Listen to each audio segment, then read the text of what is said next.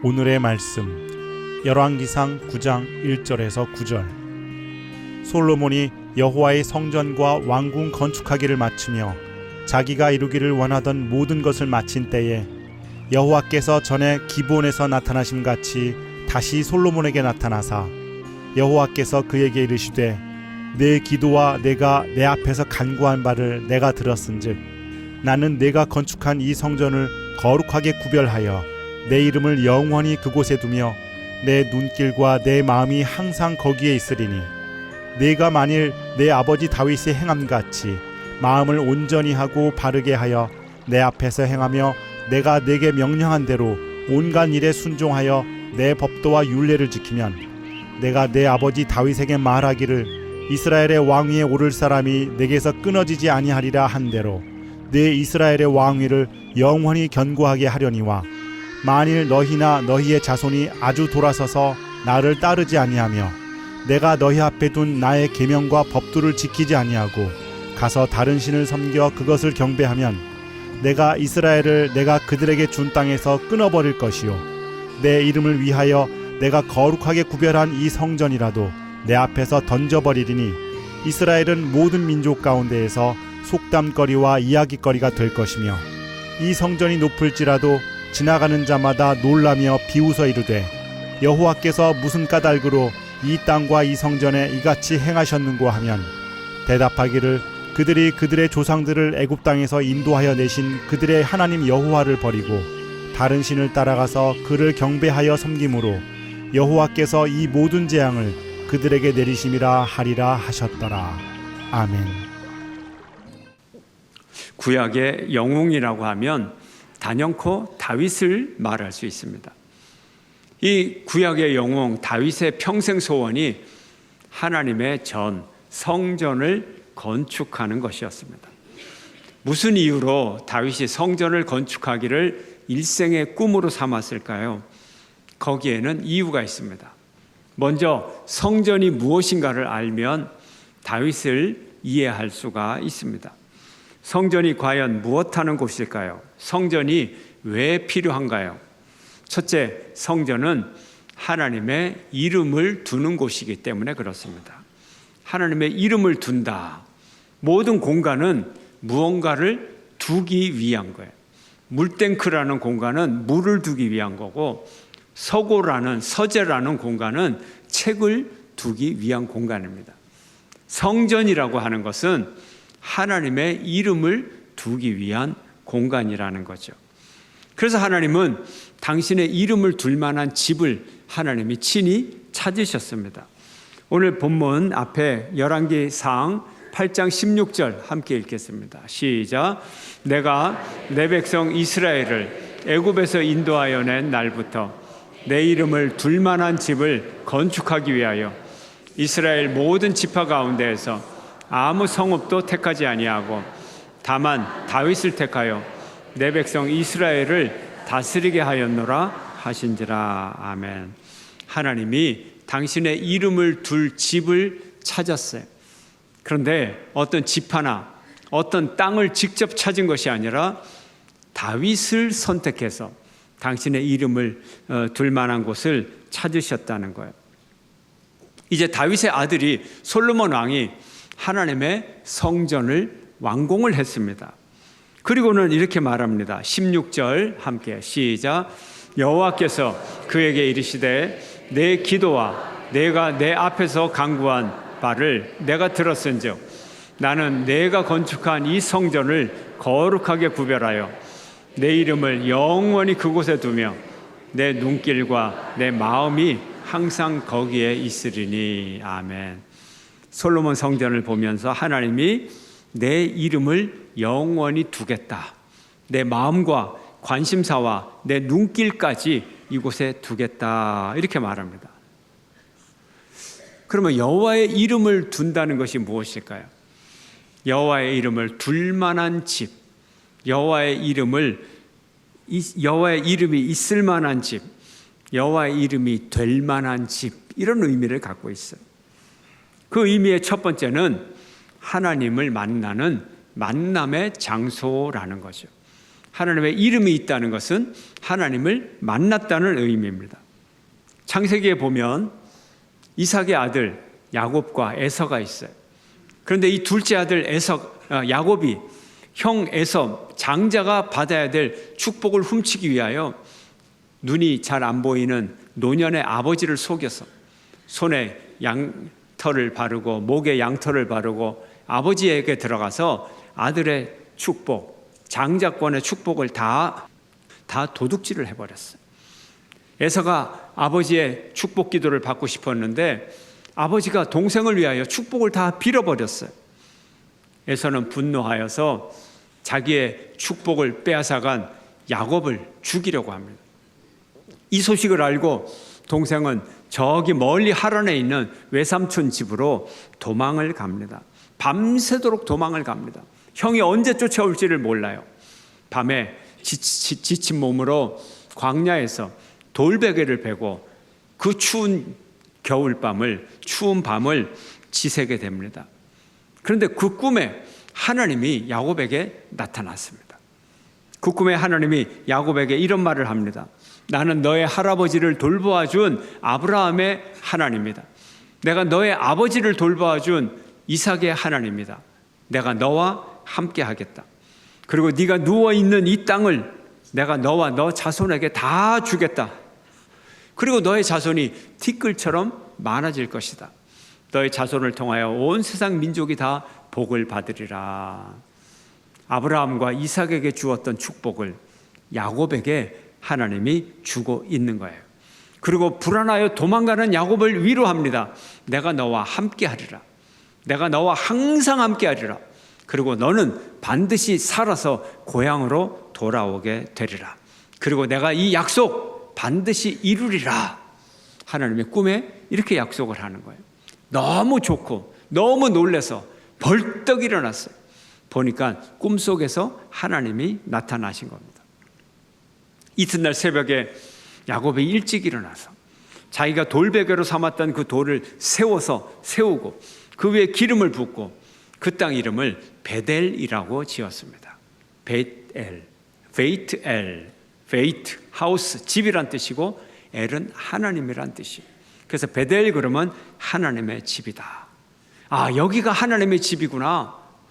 하나님의 집이 멀리 있는 것이 아니라 내가 어제 하나님을 만났던 그곳, 이곳이 하나님의 집이고 이것이 천국의 문이로구나. 그래서 베델이라는 이름을 지었어요. 이것이 바로 하나님을 만난 만남의 장소에 하나님의 이름이 붙어 있는 것입니다. 그래서 하나님께 말합니다. 제가 기둥으로 세운 이 돌이 하나님의 성전이 될 것이고 하나님의 이름이 있는 곳이 될 것이고 그리고 내가 앞으로 평생 동안 11조를 하나님께 바치겠습니다. 이런 약속을 합니다. 이스라엘 백성들은 하나님을 만나면 그곳에 하나님의 이름을 붙입니다. 그 땅의 이름도 붙입니다. 그래서 그곳에서 만난 하나님 베델, 그 땅의 이름 베델, 이렇게 하나님을 만난 장소라는 거죠. 성전이 바로 이런 곳입니다. 둘째로 하나님의 이름이 있는 곳은 하나님의 역사가 일어나는 곳입니다. 하나님을 만났어요. 그러면 사건이 일어납니다. 하나님을 만나면 기적이 일어납니다. 그래서 하나님을 만나는 거예요. 하나님의 이름이 있는 곳은 만남의 장소요, 기적이 일어나는 하나님의 역사가 일어나는 장소인 것입니다. 그래서 이스라엘 백성들 하나님을 만나고 기적을 경험하면 그곳에 하나님의 이름을 붙이는 거예요. 100세 된 아브라함 아들을 얻었어요. 그 아들을 이삭으로 이름을 지었습니다. 그리고 이 이삭이 자라서 훌륭한 청년이 되었어요. 그런데 하나님은 말합니다. 너의 외아들, 사랑하는 아들 이삭을 나에게 모리아산으로 데려가서 나에게 번제물로 드려라. 죽여서 제물을 삼아라. 끔찍한 말씀이에요. 그런데 아브라함은 순종을 했습니다. 그를 데리고 모리아 산정에 올라가서 그의 손과 발을 다 묶어놓고 이제 그를 죽이려고 칼을 높이 쳐드는데 그 순간 아브라함을 다급하게 부르는 천사의 목소리가 들립니다. 아브라함아! 아브라함이 깜짝 놀라서 팔을 멈추었습니다. 아브라함아, 그 아들을 죽이지 마라.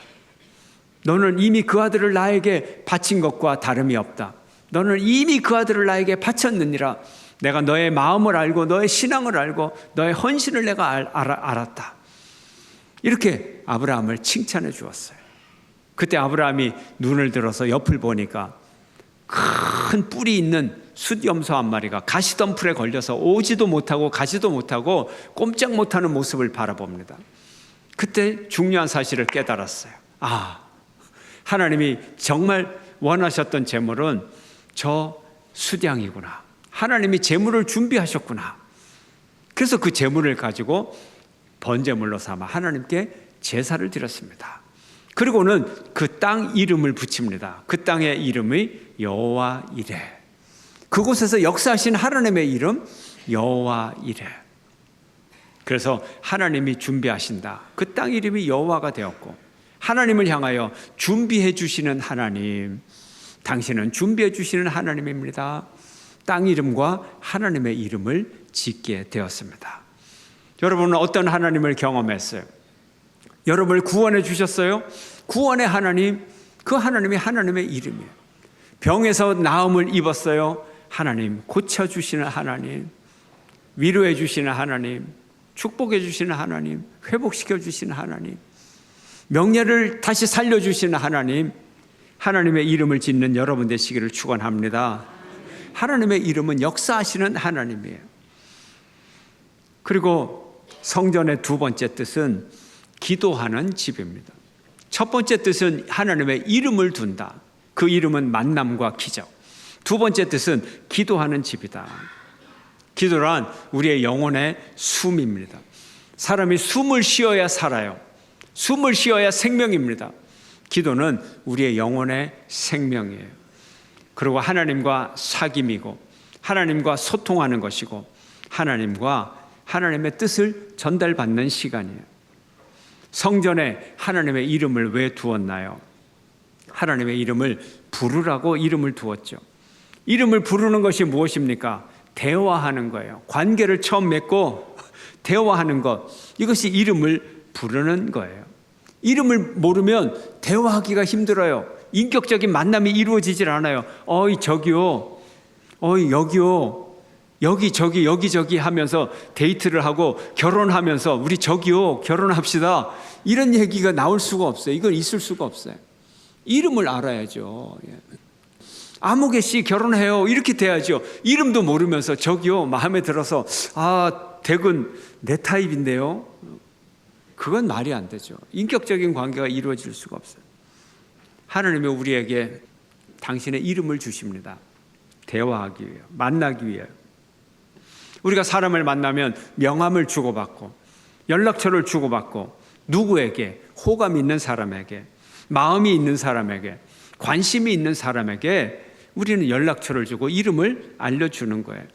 연락처를 알려주어서 손해가 될 것 같으면 숨깁니다. 알려주질 않아요. 이름을 말하질 않아요. 그렇잖아요. 이게 이름과 연락처인 거예요.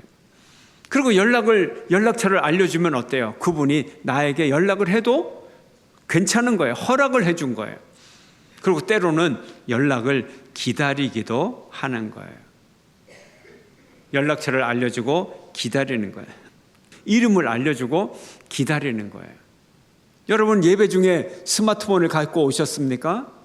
오늘 가지고 오셨어요? 예. 왜 가지고 오셨어요?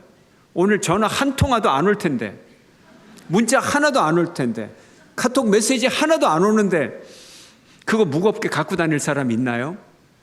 왜 수시로 꺼내 봅니까? 어떤 분은 하나님보다도 더 궁금해가지고 말이죠. 예. 보시는 분도 있어요. 왜요? 오니까 기대가 있는 거예요. 하나님과의 연결. 성전은 기도하는 집이고 기도를 통하여 하나님과 연결되고 하나님을 만나고 하나님과 통신하고, 그래서 성전은 기도하는 집인 것입니다. 성전이 기도하는 집인데 기도하는 집도 몇 종류가 있어요. 첫 번째 종류는, 기도하는 집의 첫째 종류는 신랑 신부의 신방입니다. 이런 기도, 신방에서 신부와 신랑이 나누는 대화, 이런 기도, 신방의 대화의 기도.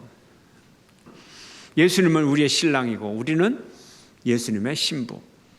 우리는 하나님의 신부된 백성이고 하나님은 우리의 신랑된 아버지. 사랑이 뭐예요? 신랑과 신부는 사랑하고, 사랑이 뭐예요? 사랑하면 어떻게 합니까? 대화하고. 사랑하면 어떻게 해요? 존중하고. 이것이 사랑이에요. 상대방의 말 한마디도 그냥 건성으로 듣지 않아요. 뭘 먹고 싶다 그러면 반드시 사주고 싶어요. 뭘 갖고 싶다 그러면 반드시 주고 싶어요. 한 단어도, 한 문장도 놓쳐 듣지 않아요. 이게 사랑이에요. 그래서 신방에서 신랑 신부가 만나면 사랑스러워요. 근데 그냥 사랑스럽지 않고 아주 사랑스러워요. 매우 사랑스러워요. 신방에서 만난 신랑 신부 친밀합니다. 그냥 친밀하지 않아요. 아주 친밀합니다. 매우 친밀하고 very 친밀합니다.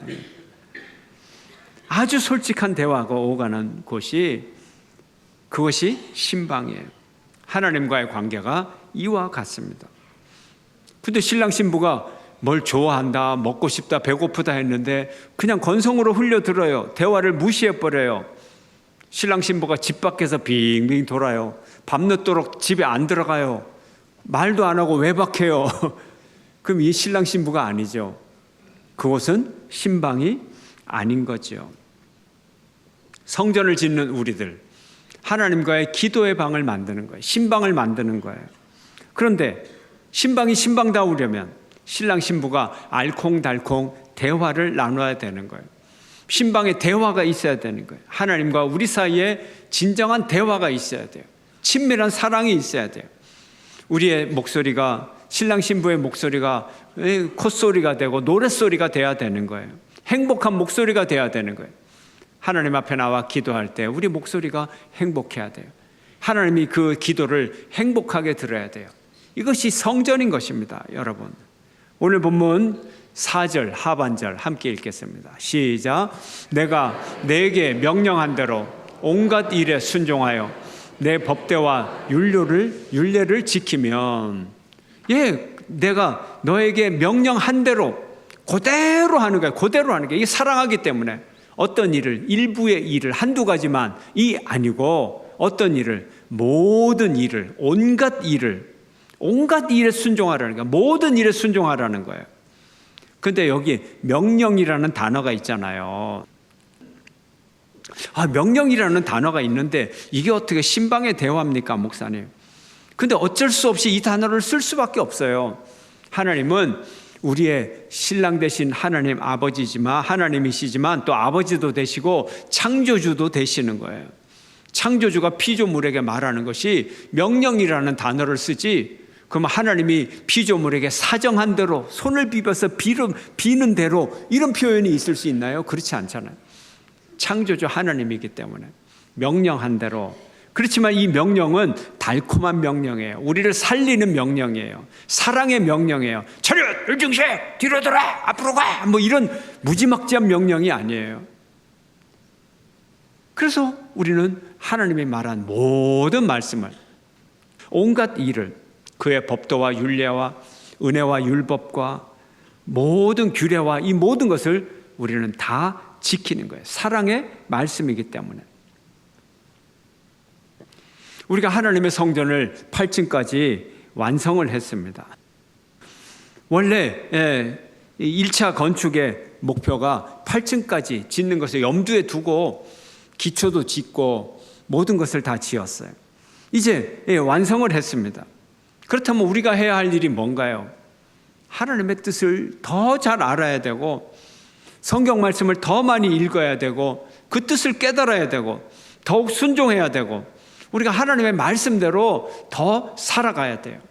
눈에 보이는 이 아름다운 성전 속에서 우리가 하나님 앞에 더 순종해 나가는 그런 우리의 개개인의 삶 가운데서 성전을 이루어가는 삶을 우리가 더 만들어 가야 되는 것입니다. 하나님의 성전을 이제 완공하였으니 이 성전을 하나님과 나만의 신방을 삼아야 돼요. 신방을 삼아서 하나님의 말씀을 더 잘 듣고 지키고, 더 열심히 기도하고, 하나님을 만나고, 하나님께서 역사하시는 내 인생 가운데서 더 신비로운 사건들, 기적의 사건들, 사랑의 사건들을 더 많이 경험해 나가야 되는 거예요. 그런 여러분이 되시기를 축원합니다. 그래야 되는 거예요. 그래서 성전은 신방이에요. 근데 두 번째로 항상 신방일 수는 없는 거예요. 성전은 긴급 전화의 집입니다. 긴급 전화예요. 우리 인간과 하나님이 항상 긴밀한 대화와 사랑을 하면 좋아요. 이제 이 중에 계신 분들은 항상 그렇게 돼야 돼요. 평생을 하나님과 사랑의 교제를 나누어야 돼요. 근데 다 그렇지는 못할 것이고 다 그렇게 행복하지는 못할 거예요. 사람의 죄악과 타락으로 인해서 죄악의 유혹에 넘어갈 때도 있는 거예요. 그러면 하나님과의 대화가 끊어지고 통신이 단절될 때가 있는 거예요. 그러다가 보면 우리는 고난 속으로 빠지게 되고 고통 속에 빠지게 되고 비참한 상황에 빠질 때가 있는 것입니다. 그러나 그런 비참한 상황 가운데서도 우리는 하나님을 기억하고 하나님께로 돌아와야 돼요. 하나님께로 돌아가야 돼요. 하나님을 떠나서 탕자처럼 방황하면서 고통 중에 있을 때 우리가 기억해야 될 것, 하나님의 품을 기억해야 됩니다. 반드시 하나님께로 돌아가야 됩니다. 반드시 하나님을 찾아야 됩니다. 이때 기도해야 되죠. 이때 기도를 긴급 전화다. 이때 기도를 구호 전화, SOS다. 우리는 이렇게 말할 수가 있는 것입니다. 하나님의 성전을 아주 거룩하고 아름답고 영광스럽게 솔로몬이 건축을 했어요. 그리고 솔로몬이 하나님 앞에 기도할 때 하나님이 내가 이곳에 영원히 거하리라. 아까 본문에서 하나님이 말씀하셨잖아요. 이때 솔로몬이 하나님을 향하여 계속 기도합니다. 계속 기도합니다. 우리가 하나님께 기도할 때 응답해 주세요. 그리고 나서는 이어지는 기도가 어떤 기도냐 하면 하나님 죄송한데요. 앞으로 주의 백성들이 하나님을 항상 잘 섬기지는 못할 것 같아요. 죄도 지을 수 있고요. 나쁜 짓을 많이 해서 나라가 망할 수도 있고요. 포로로 잡혀가기도 하고요. 그리고 너무 비참한 상황에 처할 때가 있을 거예요. 그런데 하나님, 이 백성들이 아무리 죄를 많이 지었어도 그 죄 중에라도 하나님 앞에 나와서 하나님 하고 기도하면, 이 성전을 향하여 기도하고 이 성전에 나와서 기도하면 기도를 들어주세요. 아무리 백성들이 미워도 버리지 말아주세요. 이렇게 기도를 하는 거예요. 하나님 기도할 때 냉정하면 안 됩니다. 하나님, 아니요, 나는 화가 났어. 내가 너희들을 향하여 은혜 베풀 만큼 베풀었는데 내가 얼마만큼이나 너희들을 참아야 되겠느냐. 이젠 때가 늦었어. 기도하지 마. 돌아오지 마. 아무리 기도해도 소용없어. 하나님, 이런 응답은 하지 말아주세요. 이렇게 냉정하게는 하나님 대하지 말아주세요. 우리가 어떤 죄를 지었어도 하나님 앞에 돌아오면 그냥 다 받아주시고 기도에 응답해 주시옵소서. 이렇게 솔로몬이 기도를 합니다. 솔직한 기도죠. 오늘날에도 보면요, 통신사에서 이 거리에 있는 공중전화 박스를 다 없애질 않았어요. 중요한 부분에는 공중전화를 여전히 다 놔뒀어요. 그거 1년에 유지 비용이 몇백만 원 든대요, 박스 하나당. 근데 다 남겨두었어요. 왜요? 비상전화 할 수 있게. 비상전화. 누구든지 비상 상황에서 전화할 수 있게. 여러분, 계약이 해지된 옛날 폴더폰, 또 계약이 해지된 스마트폰, 칩이 있던 없던 간에 배터리만 있으면 그 폰으로 비상전화를 걸 수 있어요. 112, 119 다 전화 걸 수 있어요. 왜요? 비상전화니까. 사람 생명을 살려야 되니까. 솔로몬이 하나님 앞에 기도합니다. 하나님, 우리의 긴급 연락처를 남겨주세요. 이 성전을, 이 교회를 긴급 연락처로 삼아주세요. 그 어떤 생명이라도 이 교회에 와서 기도하면, 이 성전에서 기도하면 그 기도 들어주시고 구원해 주세요. 생명은 살려주셔야죠. 교회가 이런 곳이에요. 긴급 통화의 곳이에요. 하나님을 멀리 떠나 신앙을 버렸던 그런 사람도 그 누구도 교회로 돌아오면 하나님이 다 품어주시는 거예요. 다 응답해 주시는 거예요. 이것이 교회예요. 모든 사람을 불러 구원하는 교회가 되는 여러분 되시기를 축원합니다. 미국 대통령과 한국 대통령 사이에 긴급 전화가 있잖아요. 핫라인이 있잖아요. 긴급한 상황에서 통화하는 거죠. 좋은 관계는 긴급 통화가 필요가 없어요. 평상시에 항상 대화를 하니까. 부부 사이에 항상 대화를 합니다. 퇴근길에도 뭐 먹고 싶냐, 언제 퇴근하느냐, 항상 시시콜콜 대화를 해요. 그러나 거리가 멀어지면 긴급 통화 외에는 별로 안 하는 거예요. 미국 대통령과 한국 대통령, 북한에서 미사일을 쏴도 통화 안 해요. 그런데 핵 실험을 하고 그러면 긴급하게 통화를 하겠죠. 긴급 통화가 이런 거예요. 사람이 죄악으로 하나님 앞에 징벌을 받아도 이거는 꼭 받아야 되는 전화예요. 이거는 꼭 하나님이 응답해 주셔야 되는 것입니다. 세 번째로, 오늘은 종교개혁 주일입니다. 오늘은 우리 교회로 95주년 기념주일이고, 오늘은 건축 헌당식을 하는 주일이고, 오늘은 임직식을 하는 주일입니다. 그리고 한국교회 모든 개신교회와 함께 종교개혁 기념주일로 우리는 501주년으로 지키고 있는 것입니다. 개혁이 무엇입니까? 개혁은 무너진 것을 다시 세우는 것입니다. 병든 것을 다시 고치는 거예요. 넘어진 것을 다시 일으키는 거예요. 예수님도 종교개혁을 하셨어요. 예수님의 종교개혁은 성전 청소로 시작을 했습니다. 성전의 타락이 무엇입니까? 기도하지 않는 거예요.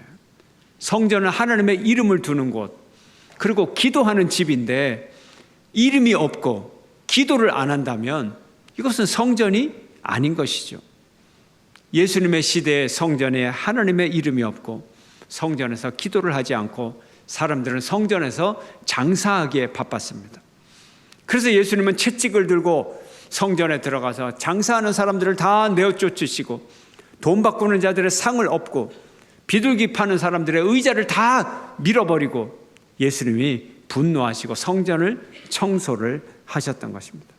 이것이 종교개혁이에요.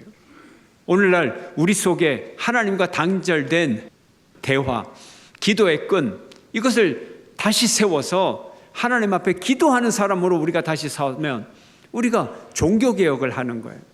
여러분 얼마나 열심히 기도하고 있어요? 얼마나 하나님과 함께하고 있어요? 그 기도의 끈을 다시 붙잡아야 되는 거예요. 기도의 자리에 다시 나가야 우리가 하나님의 성전이 되고 우리가 공동체로 이 자리에 모여서 하나님 앞에 진심으로 기도하는 공동체로 다시 설 때 하나님은 우리를 완전한 교회로 다시 세워 주시는 것입니다. 진정한 교회를 하나님 앞에 드리는 방법은 우리 성도들 각자가 기도하는 사람이 되는 거예요. 예수님이 그걸 원하셨어요. 그리고 예수님이 장사하는 사람들을 다 쫓아내시고 성전을 깨끗게 하면서 그 다음에 이야기가 등장합니다. 그 다음이 중요해요. 예수님이 장사하는 사람들을 다 쫓아내고 성전을 회복하니까 그 다음에 누가 성전에 들어와요? 맹인과 다리 저는 자들이 들어왔다는 거예요. 근데 그들이 성전에 들어와서 무슨 일을 경험합니까? 맹인과 다리 저는 자들을 예수님이 고쳐주셨어요. 성전이 깨끗해지니까 그들이 성전에 들어와서 하나님의 기적을 체험을 했다는 거예요. 하나님의 능력을 경험했다는 거예요. 회복의 역사가 일어났다는 거예요. 여러분의 마음의 성전에 하나님의 기도가 회복이 되면 하나님의 능력이 회복이 되고 기적이 일어나고 여러분의 삶 속에 하나님의 역사하심을 경험하게 된다는 것입니다. 이것이 중요합니다. 이것이 중요해요. 이것이 중요해요. 오늘날에도 하나님은 교회를 통하여 일하시고 행하시는 하나님임을 믿으시기를 축원합니다. 우리도 하나님의 이름을 부르고 하나님을 만나고 하나님의 기적을 체험하시기를 축원합니다. 이제 훌륭한 예배당도 건축했는데 우리가 해야 할 바는 더 진실하고 더 본질적인 성전이 되자, 더 아름다운 교회를 만들자. 더 하나님이 역사하시도록 우리의 모든 것을 하나님께 내어드리자. 우리의 헌신이 하나님의 교회의 목적인 것입니다. 특별히 오늘 오후에 임직하는 임직자들, 여러분이 하나님의 이름이 거하는 하나님의 성전이 되시기를 바랍니다. 하나님의 거룩한 직분의 이름, 그 이름을 여러분의 이름에 받았어요. 여러분의 이름에 받았어요. 이제 여러분의 이름 앞에 대구중앙교회 안수집사, 이것이 붙어요. 이제 이름의 일부가 돼버린 거예요. 이름보다 먼저 오는 직분이 돼버린 거예요. 대구중앙교회 권사 아무개, 그냥 아무개가 아닌 거예요. 대구중앙교회 장로 아무개, 그냥 내 이름이 아닌 거예요. 내 이름이 직분이 되어버렸어요. 대구 시내에서 대구중앙교회 안수집사, 대구중앙교회 권사, 대구중앙교회 장로, 무시할 사람 아무도 없어요. 그 누구라도 그 이름 자체로 다 존경하고 그 이름을 아주 소중하게 여기는 이름이에요. 이제 그 이름에 걸맞게 살아가면 되는 거예요. 그 이름이 하나님이 주신 이름이므로 그것이 하나님의 이름이 되시기를 바랍니다. 하나님이 주신 사건이에요. 임직 사건이에요. 하나님을 만나면 땅의 이름이 하나님의 이름, 다 하나님의 이름으로 지어지듯이 여러분의 그 이름이 하나님의 이름이고 하나님이 주신 이름이에요. 이름에 걸맞게 살아가는 여러분 되시기를 축원합니다. 이제 그 하나님의 이름된 성전, 여러분의 개인적인 모든 성전된 삶을 깨끗하게 청소하고 하나님 앞에 거룩하게 보존하고 그곳이 하나님께 기도하는 여러분의 성전이 되고 하나님의 능력을 경험하고 하나님의 회복의 역사가 있어야 되는 것입니다. 오늘 성전 봉헌을 통해서, 오늘 임직식을 통해서, 95주년 기념을 통해서 성전이 회복이 되고 사랑이 회복이 되고 믿음이 회복이 되고 복음의 능력이 회복이 되고 도덕성이 회복이 되고 우리의 기도의 능력이 회복되는 위대한 하나님의 역사가 일어나기를 주의 이름으로 축원합니다.